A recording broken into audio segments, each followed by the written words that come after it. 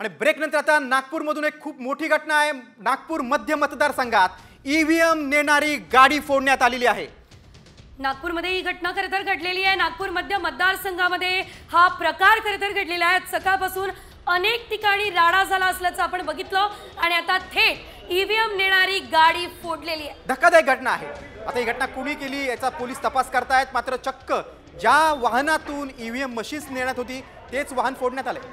निश्चितच या संदर्भात अधिकचे अपडेट घेऊयात आमचे प्रतिनिधी पराग ढोबळे यांच्याकडून। पराग, थेट ईव्हीएम नेणारी गाडी फोडण्यात आलेली आहे। कोण होते हल्लेखोर, का गाडी फोडली, काय माहिती मिळते?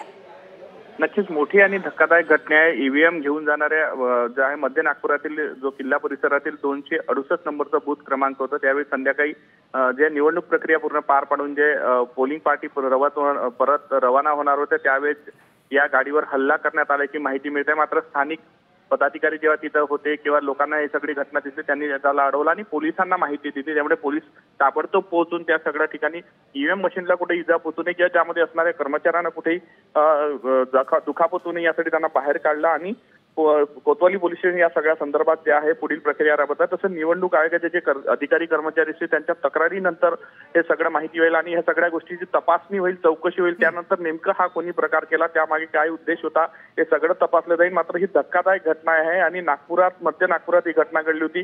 गेल्या काही दिवसांपासून मध्य नागपूर हे सातत्यानं चर्चेत राहिलेला मतदारसंघापैकी एक आहे। अगदी बरोबर। आणि नागपूर मध्ये राडा देखील झाला होता। काँग्रेस आणि भाजपचे कार्यकर्ते आमने सामने मध्ये आले होते आणि आता ही आजची घटना देखील खूप गंभीर आहे। पराग, तुम्ही सविस्तर माहिती दिली त्याबद्दल धन्यवाद।